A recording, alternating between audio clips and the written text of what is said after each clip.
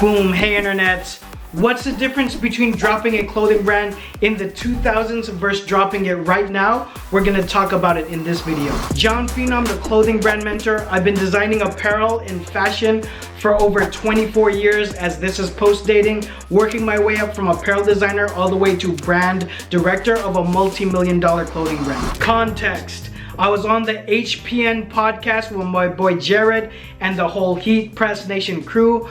Big shout out to them. I got love for you guys. And I was on the set with IKENDOIT.STUDIO, my boy Kenji. He owns 2 different brands. He owns Vision and House. Follow him on social media. It's fire. It's great content. So they asked us, what is the difference between dropping a brand back then versus now?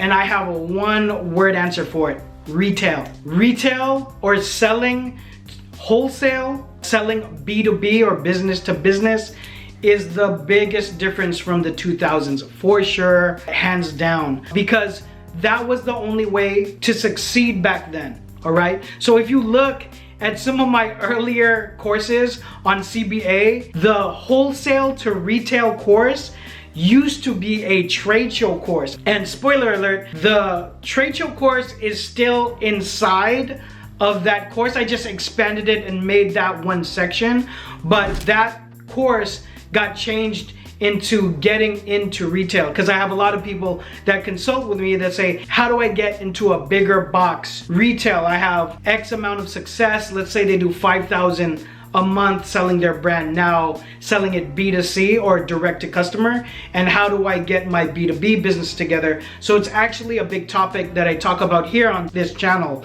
And so coming from the 2000s, that was the only way to win. So we were going to trade shows. Not so much the case now. Of course the trade show exists and people are doing business there, so it might be worth it for you to check out at some point. But in terms of the need for your brand to have wholesale, I think if you have a solid public customer base, so a good direct to customer, you have a good even flow of grands of money that you're doing a month. If you had one big name for retail, such as Tilly's or Active, I think just servicing one of those accounts can be really good to diversify the way you distribute your goods and the way you produce your goods and have them sold, because that will take care of minimums for your production. So from your factory, if you have minimums, this is gonna help really alleviate or take care of it with one order, and then you're gonna have the rest of whatever your percentage is for the make of your product to sell to your direct to customer base. So it can help increase those numbers, which will decrease your unit cost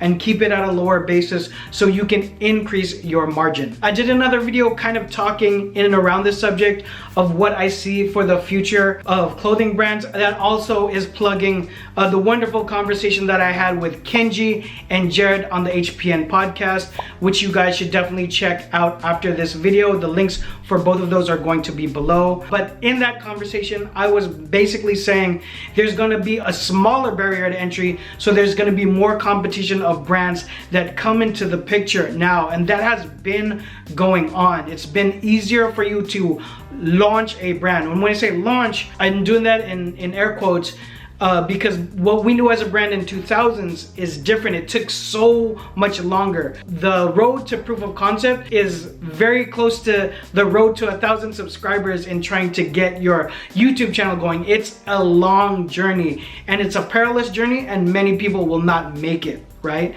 And so in order to get your clothing brand respected in a way, or even to the point where you're like, dude, I am just hemorrhaging money and I can't do this anymore, it was very difficult. Now you can kind of pop and do a good successful first quarter, but the longevity, I think, is what's going to be the bigger challenge. And so that's the biggest difference between dropping now. You can start a brand right after you stop watching this video. You can log down on Instagram, get the TikTok, and get it popping and start making the content, and then make the first t-shirt, first hat, etc. But in terms of the long-term planning is really where solutions lie, in terms of really creating an intellectual property, in creating like a community. It depends on your goals or what you're doing. But the difference of then and now is the only way to sell and be successful was doing retail. Now people are picking that up on the back end, and so there's lessons to be learned both ways. Hope that helps. Interesting part of the conversation. You should check out the entire conversation on the link below for the HPN podcast. If you have specific questions on your brand, you could drop it all down below, or you could email me right here. And I'll see you guys on the next one. Peace.